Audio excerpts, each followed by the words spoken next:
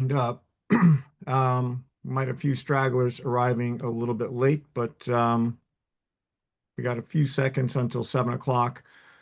Um, we're going to go through a presentation presenting various topics for orientation. We're hoping to make this fairly quick.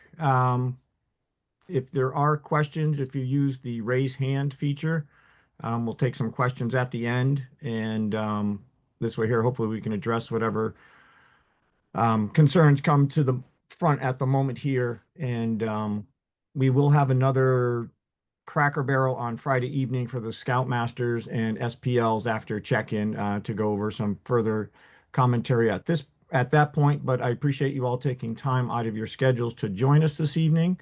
My name is Adrian McCure, and I am committee chair for the Planning Committee for Adventure at the Fort. Um, Joining us tonight to speak is Matt Lang, the logistics chair, Paul Schofield, the Jamboree chief, and Mr. Rick Garapi, who is chair for the Scouts BSA program. Um, so as we go through this, I'm actually going to have Mr. Paul Schofield take over to start to talk about some pre-planning items that you should be aware of and take into consideration as you're preparing to come to the fort. So Paul, I will turn things over to you at the moment. Great. Thank you, Adrian. Good evening, everyone. Again, thanks for taking the time tonight. We thought it was important this time around, learning from our last Jamboree we did, to have a pre-meeting, style, just to go over, highlight a few things. Hopefully by now you've already read or received the unit leader guidebook that we put out. So a lot of what we're going to talk about is just highlighting things in there. So the first thing now, we are only a few weeks away, believe it or not. But now's the time for you and your units to start getting your list together, getting ready for the event. So we wanted to highlight a few things. So first, what to bring. If you went to the last Jamboree or been to any kind of Jamboree style event, including if you've been able to attend Mass Jam in the past, we are limited in space. Your campsites, they're about 30 feet by 60 feet. So we're really asking only bring what you really need for the weekend. So that means if you have any extra gear, I know, my troop, we always carry extra gear in our trailers. If you don't really need it for the weekend, please try to leave it at home. It's just extra space, and it's just going to take up space that you may not have in your campsite. Big thing to highlight, cooking wise, we are restricted to propane stoves for the weekend. So, anything outside of that, you wouldn't be able to allow to stay in compliance with the regulations of Fort Adams and the park. So really looking at your two burner stoves, we will be going around, checking those just like some other similar Jamboree style events, checking those connections, make sure they're safe. Part of our safety team led by John Potman. Electricity, although if you've been to Fort Adams, any of the festivals that they have there during the summer, there is some electricity available, but it's not a guarantee that will be near your campsite. If you do choose to try to tap into that, you do need to bring your own electrical cords. We won't be supplying any of that. For my fellow CPAP users out there, it's highly recommended you just plan to bring a battery for your CPAP machine. Similar if you've been to summer camp and haven't had electricity to plug in, any kind of battery pack for that weekend. If you do bring a battery pack, it needs to be charged. I'm sure we could find a way to help you charge that. If you need to do that, get a couple nights out of it.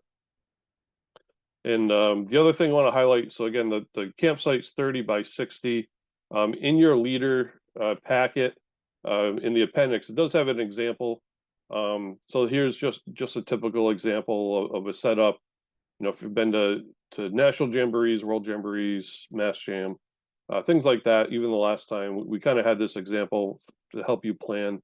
The front of the site is where we'd like to see the dining fly, just because that's the entrance. We like to not have to, if we do have to come into the campsite, we'll have commissioners going around during the day just to visit, check on how everything's going.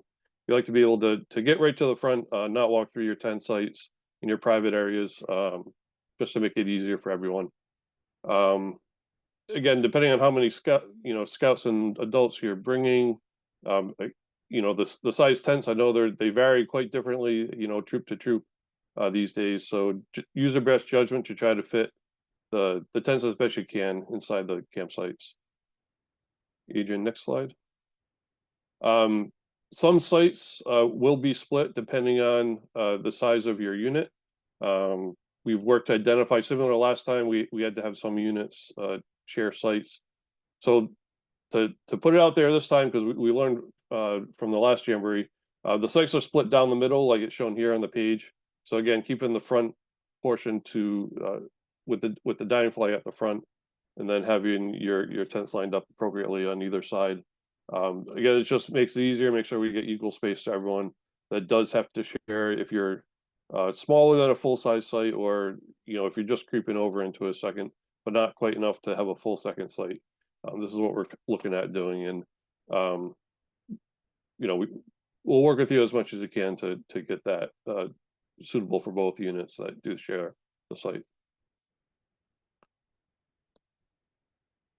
Again, we are camping inside the fort like last time, so we're keeping the same number of sites, and I think we're just in the mid 90s for troops attending as of today.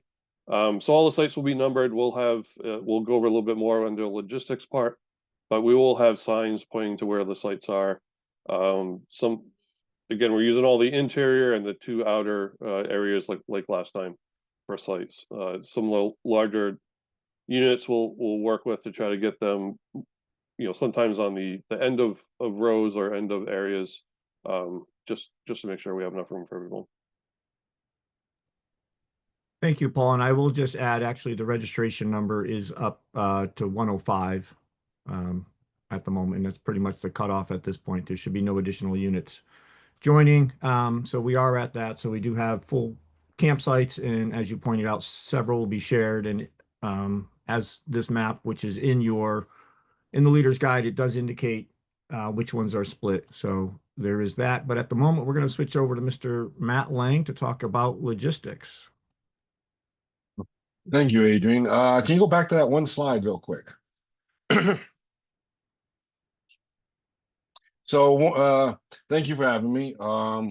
Sorry if I'm not loud, a little under the weather, but I wanted to really point out here a couple of things. There are water spouts amongst the round. The key does say that. It's in your book. You can see that. And also, thank you, Adrian. And also what is in gray and what is in red slashes. These are ramparts or walls, stuff like that. Those are off limit to all scouters, anyone that's there. We're taking a really close look at this, and we're really concerned about safety. So at that point in time, please let your units know that any of these areas are off limits to go on.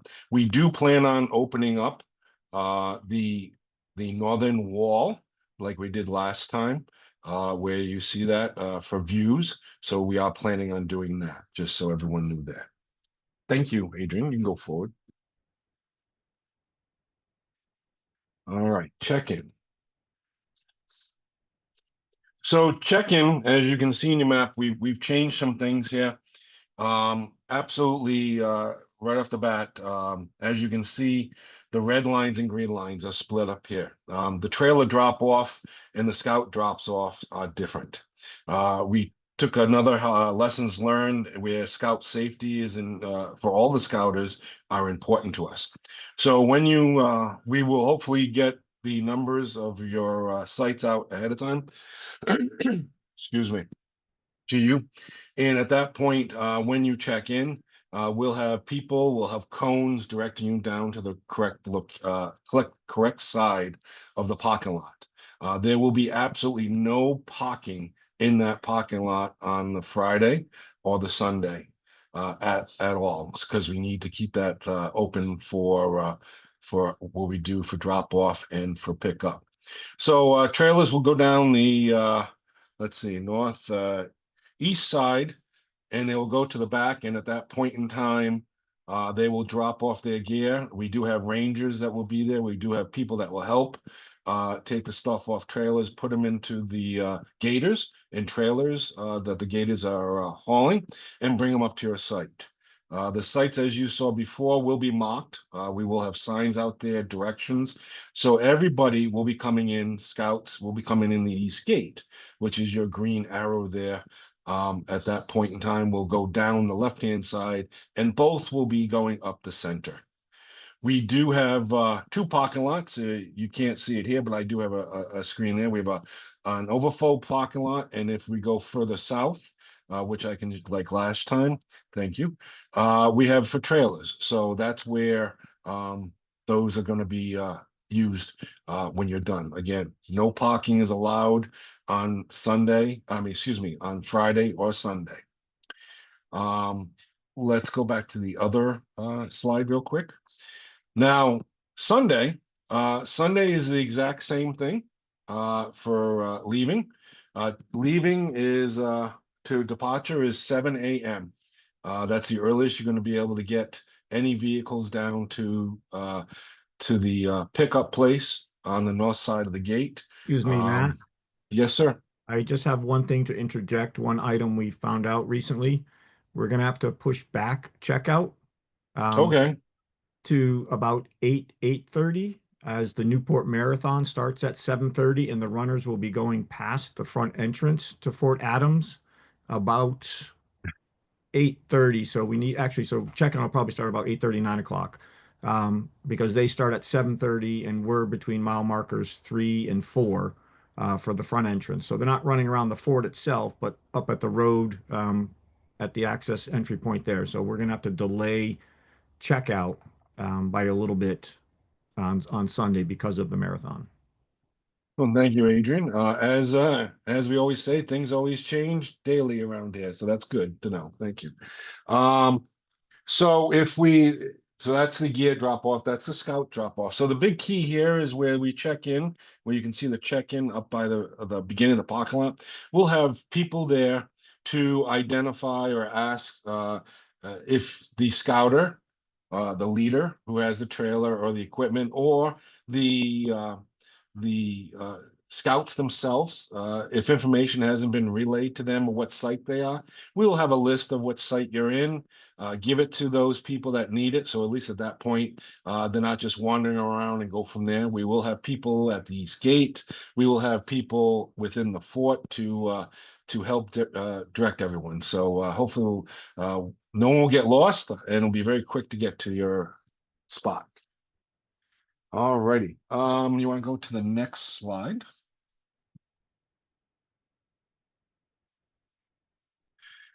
So this not only shows the overflow parking and where the troop trailers is, we will have parking for visitors. The fort is open to public, like it was last time.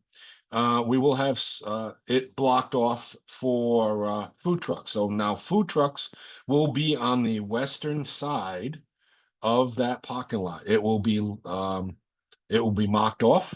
It will be there. So any scouter that wishes to use the food trucks or have any bit of the food truck, they will stay on the grass. So we're not in line of traffic or anything like that.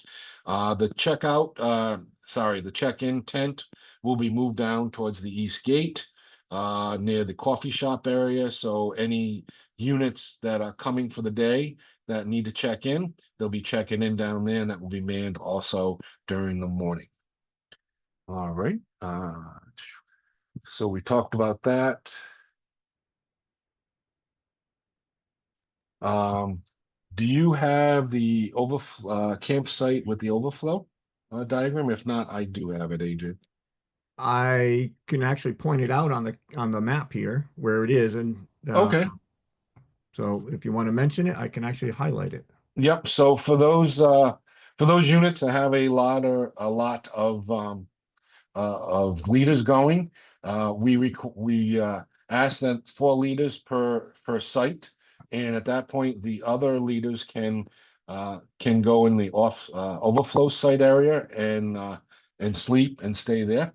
We want to make sure the scouts themselves have enough room and everything like that to do what they can. There should be plenty of room there for overflow, and we did put porta johns in that area so that they didn't have to walk very long to get it. I believe that's all I have, Adrian. That is all you have. Yes, that is correct. We did have a couple of questions pop up. One of them, how late is check-in running? That'll probably run till about 8:30, 9 o'clock. And as Matt had mentioned, if we should be getting a list of sites out to units end of this week, start of next week, in which case you will know whether or not you are sharing a site with somebody else, or if your unit's large enough, you'll be splitting across sites and sharing it with somebody else as well. And let's see, some other questions that are coming up here. Will there be a shuttle going from the trailer to the fort? Depending how busy it is, we may not be able to get a shuttle for you. It is about a quarter of a mile walk from the quarter mile to a third of a mile walk from the trailer parking area down to the fort. We will see if we can get something running there, but it is not a guarantee at this point. Next question of strongly encouraging no more than 4 adults per site. Yeah, that is what we are looking to do as trying to maximize how many scouts are camping in the fort. Last time we had several units with a large number of adults compared to the number of scouts that they had. So we're hoping to curtail that a bit so we can try and maximize how many are in a site. And again, if you happen to have a site and you're at a point where you're not quite going to share it, but you've got a little bit of extra for adults, then you might be able to squeeze some more than 4 on there. But as Matt had mentioned, we do have the overflow if it's getting tight and you need an area to spill over to. Scouts with special needs with their parents to stay close. Again, if you have the space on the site, or if you let us know ahead of time, if you can actually email us directly, we can try and coordinate to make sure you have space on site for that, to try and allow you a couple extra adults. So if that is the case for you, please reach out to me and we'll try and get that squared away for you. Food trucks, the food trucks, if they arrive at the same time as last 2022, they will be there about 11:30 until about 5:30. So hopefully that answers those questions. So at this point, I think we've got all the questions there that have popped up so far. We can get to Jerome, some just more. to interrupt, I mean, sorry, not Yeah, Jerome. go ahead, Paul. Adrian, just interrupt. There are a couple in the chat, a couple questions in the chat as well. Oh, I was looking in the Q&A. So Yep. what's come up in the chat if you're looking at that? Sure. So can we explain a little bit more on how the gear drop off is going to work from the trailers, and how the gators are going to be utilized? Matt, would you like to Sure. address that? Sure, I can take that. So we have, like last time, we have Yahoo Rangers with gators and trailers. So what they will be doing is they'll be moving the for drop off for Friday. There'll be people there to help you unload your trailer, and volunteers there to do that. Put them in the gator and the trailers of the gator, and they'll be taking it to your site where your own scouts and any help we can have put them into your site. And conversely, the same exact thing as we did on Sunday. If you're excuse me, if your site is ready to go, we will have the gators and the rangers come. You load up your gear into them, and they will go back to the pickup area on the north side, where you can then pack up your trailers, your cars, whatever you're bringing, and then you can leave from that point in time.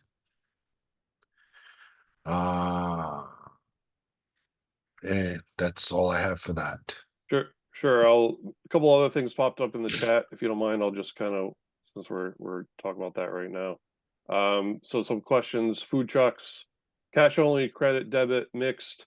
I imagine it will be a mixed bag. It's the PVD food truck group that is providing the food trucks. We do have a preliminary list. Maybe that's something we could get a post out, a social media post, or maybe an email. Adrian, we could send that out. Yeah, I'll see if list of Joram food, can put that together. yeah, list of food trucks. Question, how are we accommodating girl troops with male leadership? So camping is similar to any sort of camping. We're following the safeguarding youth requirements. Same thing if you attended summer camp and had a girl troop and in male leadership, those same requirements would be in place. You know, girl troops, I do believe, Adrian, you can correct me, they do require female leadership as well as male leadership for girl troops. That is correct. At least one female 21 or older for leadership in the female troops.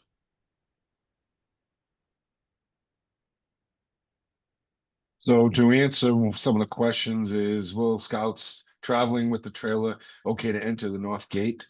I don't see that being a problem at this point in time unless I'm told something differently, because they are there helping you unload your trailer.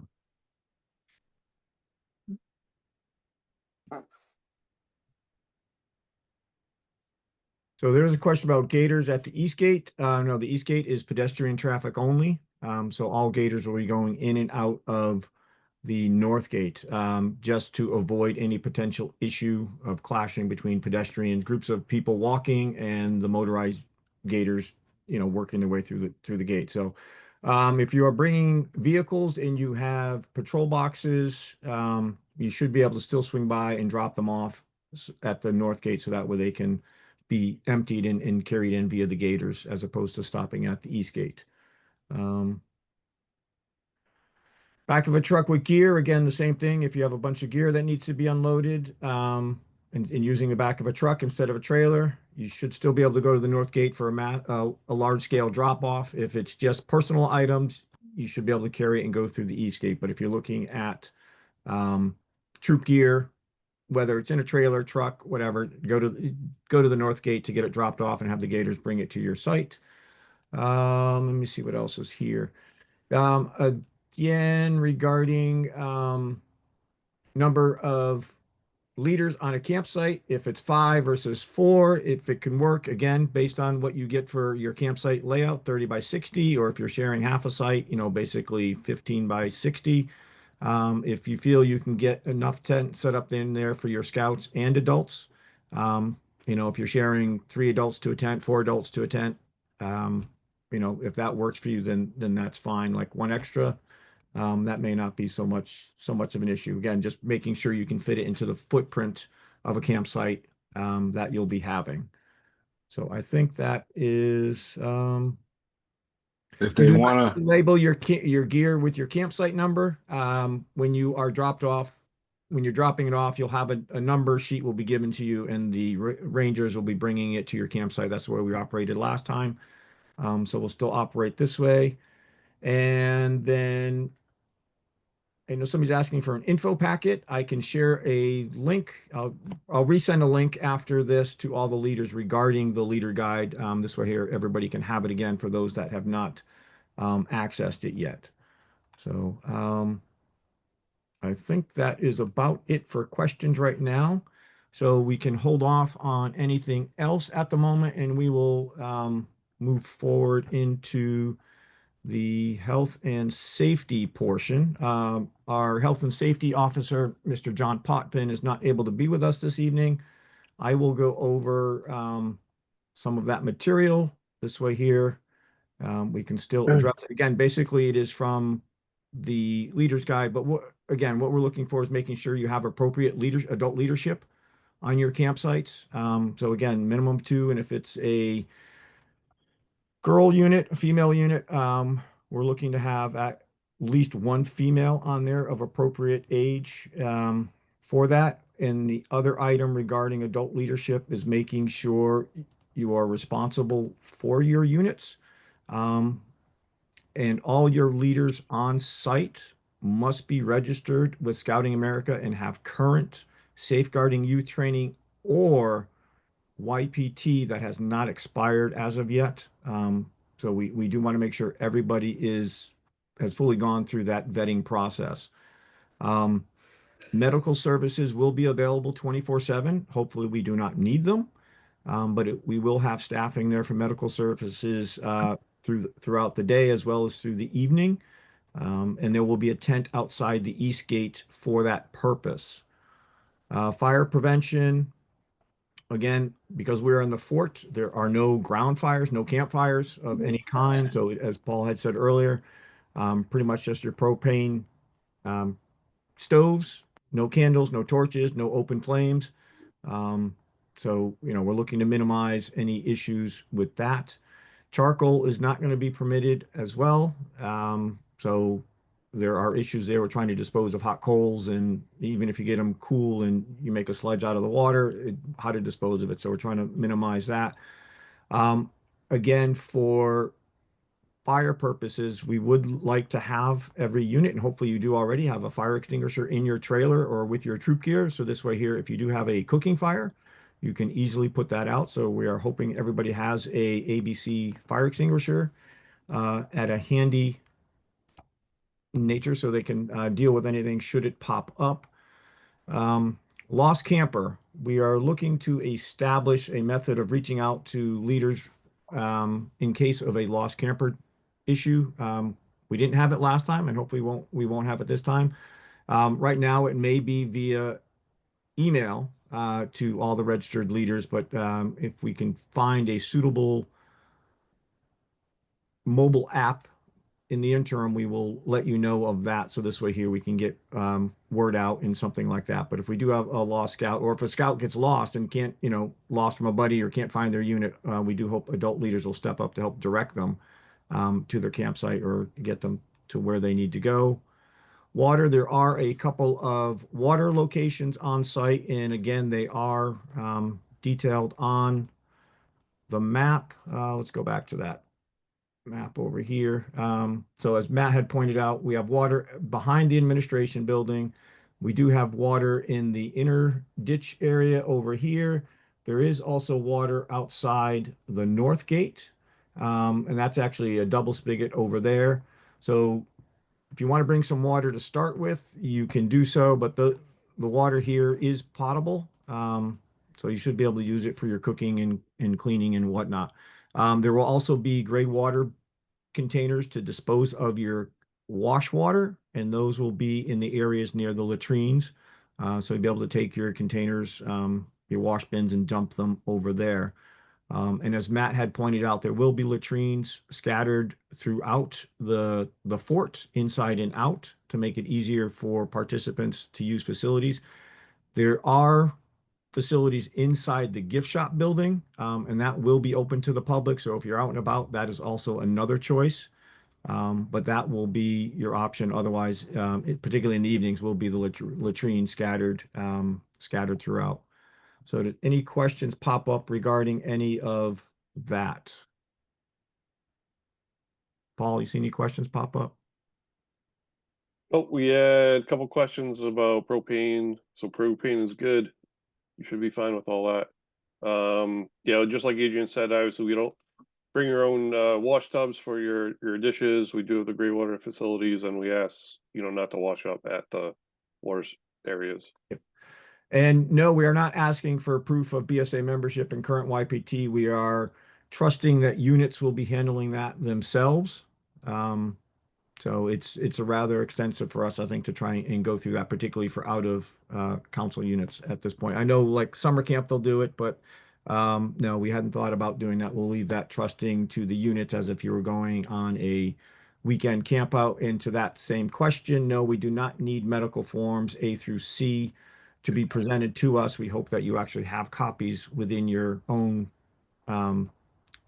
medical kit in case something were to come up for your scouts or scouters. But no, we do not need copies of them presented to us. Yes, we will bring the campsite layout. Let's see.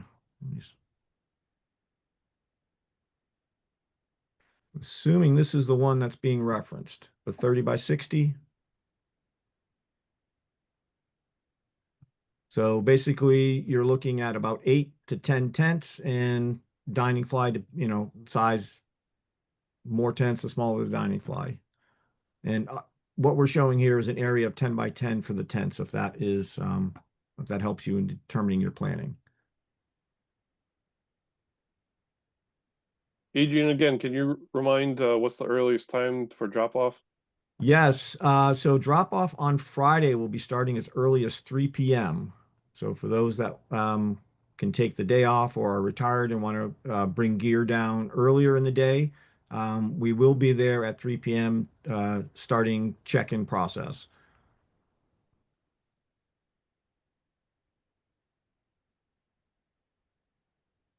So I think that's about it for Yeah, I think we questions hit all those. I see there. So then at this point, we will actually move on to some of the program elements. And for that, I will turn it over to Mr. Rick Garapi. Hey, evening, everyone. We talked about a lot of lessons learned from our previous Jamboree. One of the major changes you'll see is that the majority of all the events will be held up into the north of the fort and up into that area. We'll still have some games available in the lower part of the overflow parking. And that'll be per units to decide how they'd like to, have like a ultimate frisbee game with another unit, or you may pick a kickball, whatever. But in those cases, there's a check-in place for that. They can sign up for that on Friday night, and then another unit, and then I would leave it up to the units themselves to ensure that they have good supervision over those events. Otherwise, everything else will be up in the north of the fort area. Programs will start around 9 a.m. and some will start at 10, depending on how they get going, and all will conclude by 5 p.m. except for the escape rooms. We have a couple of escape rooms that we're going to have this time around that will show um, um, a good consensus. They'll be inside one of the old Ford stables. We'll have those locations noted. We may open them up as early as Friday night, but they'll definitely be opened all day Saturday and probably continue on into the up until when the program starts for the show. They'll run at 20-minute intervals and with about a 5-minute reset. And I think they'll probably enjoy that. But the key event to this is all the programs open to all ages, except for the tomahawk throw, which specifically is only Scouts BSO only. So we have to kind of maintain that. Let's see. They said 2 escape rooms. Oh, and one of the biggest feedbacks we had from the previous time was, why didn't we do any fishing? Well, we'll be able to do some fishing. The Rhode Island Department of Environmental Management has granted a 1-day exception for the need of a saltwater fishing license. So we'll be joined by the RIDM and the Rhode Island Saltwater Fishing Anglers Association will be there to provide hands-on training and tips, and hopefully we'll catch a couple of fish that day. What else did I want to bring up? The number of programs we have, again, they're age appropriate. There's some good challenges. I can probably go to the next slide. Yep. This week, all the units that are signed up will receive a link where they can sign up if they like to help out with these events, and also to sign up for a time block for some of these events. Like we did last time, we wanted to make sure that everyone has a chance to participate in majority of the events, but also there's a number of games and field games that are just self-run, such as like the giant chess games and Jenga and things like that. We will have a lot of demonstration type programs as well, such as let's see, pie iron cooking, how to splice, sharpen your scout knife, just to name a few. Again, the team games such as 9 Square, the cornhole tournaments, those will be running consistently. Anything that has a tournament tied to it, we'll have a running leaderboard, and we'll present the some kind of award at the end of the night prior to the show. We'll announce who the the cornhole tournament one or the goggle ball tournament, etc. There's also going to be a jamboree on the air is going to be located on site along with the OA. Is going to have a big carnival set up. It's kind of like a midway where you go and there's games of chance and things like that. They'll be fully engaged in providing all kinds of challenges for those who come along. Again, would really kind of stress the opportunity to make this as an all age. So if you have a couple of good Cub Scout packs that are coming, please, by all means, let them know there's plenty of activities for them as well. Like I said, you got all unit leaders from that are signed up will receive a link to sign up in the time blocks. Very and by the way, we're very flexible too. I want to make sure that everyone has a chance to do everything they'd like to do, but I also want to give a chance for if you have some adults or some experts in the that are in your units that want to help us out. I would certainly not say no, especially around not tying around the monkey bridge build or learning to splice and et cetera, et cetera. Tomahawk throw is always a participant. The only caveat, you need to take the range safety. It's about a 30-minute online course you take to be range certified to just be able to be on the Tomahawk if you like. And let's see. And again, as you come along, you may want to. What I saw last time was I saw many units where units in the unit adults would also kind of move together. But like I said, if you find that you want to be the purveyor for the cornhole tournament, well, yeah, I'm in for you. So just send me a note, or as part of the link to sign up for the times for your units, just indicate that, hey, I'm an expert fisherman. I can come down, or I splice rope for my living. So, and I'll be more than willing to help out. So, and again, I'll also stress the fact that a lot of our vendors that are coming to support us are also very interested in extending their reach in the scouting to help you and your units out beyond the jamboree. But many of them will be there at the fort to assist us as well. So with that, any questions?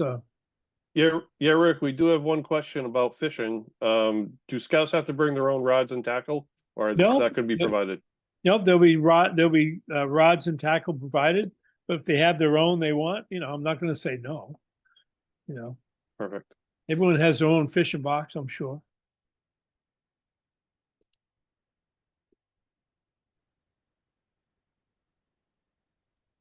Okay, so just quickly, it's the schedule overview for the day. Obviously, check-in, as we said, 3 to 9. Activities are 9 to 5. There are going to be 3 religious services, one for Catholic, one for Protestant, one for Jewish, all starting about 6:15. We will be having a Saturday night show starting at 7, and then Cracker Barrel in the evening again on Saturday. And our checkout, again, is noted starting about 8:30 because of the marathon coming through. Couple of questions that I do see that had popped up here. How many scouters per site are expected? Larger group, if any troops have more than one site. Some large troops actually do spill from one site into a half a site, or I don't think we have any that take up 2 sites this year, but we're assuming roughly, again, as we said, we're trying to keep it 4 per unit in our calculations as we go through. But again, depending on the campsite you get, if you are by yourself and you're not quite hitting like 30 people on the site, and you've got 5 or 6 adults instead of 4 and they fit decently, then that is fine. But we do have the overflow area. The age limit between scouts for camping, yes, that is a issue we tried to look at. So when trying to determine the number of tents per unit, we were not looking at stuffing 4 scouts per tent. We were using a lesser number to try and calculate how many tents would be needed per site. So we did try to take that into account. Again, as was mentioned, much with the male and female leaders where they cannot share tents. So we try to keep that separate there. Class A's are not required for any part of this event.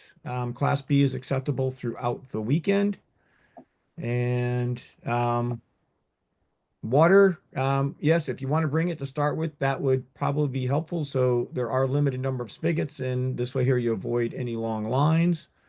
The Cracker Barrel in the evening will be outside the north gate, uh, sort of behind where the stage area is going to be. So it's actually going to, where we did it last time, is sort of out here because this parade field will be filled with tents. And so it's sort of easier to pull it out here. If it's inclement weather, we'll may do it inside the area of the fort that's going to be used as a commissioner cafe for adults to be able to stop in and take some respite throughout the day on Saturday. Trying to think if there is. Adrian, there's one question about inclement weather. How are we gonna handle that? So if there is inclement weather, say a hurricane is coming through, we will reschedule to April. That is the earliest date we could get for a rain date. If it is thunder and lightning, we do have limited areas for shelter to be taken. So we will definitely work on that as we're going through as to where we can accommodate the 1,500 to 2,000 plus people that we will have on site. Actually, maybe closer to 3,000 on Saturday. So with the day attendees.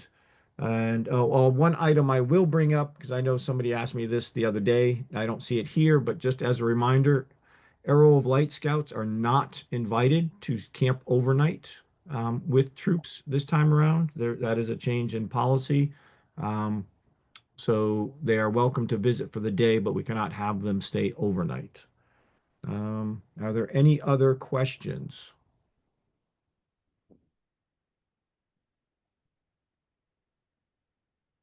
Warm-up station.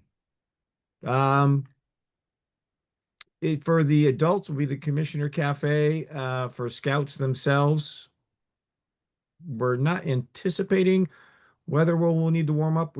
Last year it was later in October and we had fairly decent weather. So yeah, we are hoping we are not looking to having a cold weekend, but we will address that if that's weather is looking other than that, and we'll take some precautions for that.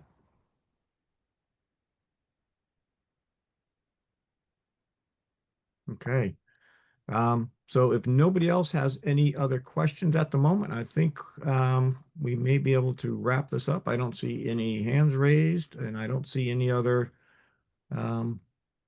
anything else in the chat or the Q&A. Freezing at Presidential Trail Camporee, same time last year. Okay, we will take that into consideration. So I've got nothing unless Mr. Lang, Mr. Schofield, and Mr. Garapi has anything else to share.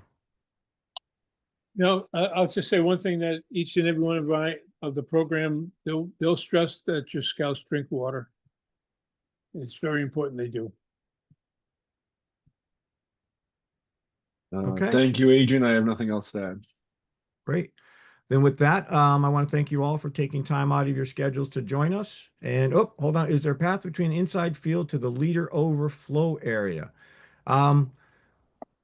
There is not a direct path, so to speak, from the parade field. You'd either have to go out through the north gate and loop around, or there is also an access point out through the inner ditch. That would be a gate to get out to there as well. So that would be your two options, or going out the east gate and walking all the way around. But the north gate or the gate from the inner ditch would be your closest ways to get to the overflow area. Adrian, there was one question about sending out slides or at least the information about the program we talked Yes. about. Yes, the link for the program information will be sent out, the list of the activities that we're looking for volunteers to help staff, and the link for all that will be sent out. The slides, we can send out a copy of the slideshow, and like was mentioned, or somebody else had asked about it, I will resend the link for the leader's guide as well. So we'll bundle that in one email and pass that As over. well as the recording of this The tonight's recording will be presentation. posted. From what I've been told, it should be posted tomorrow, and we'll get that link out to all the units as well.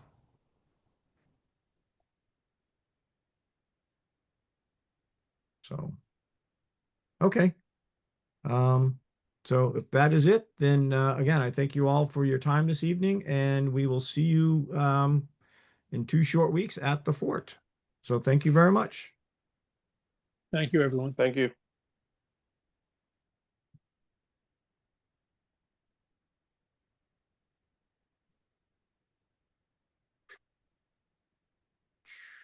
Okay.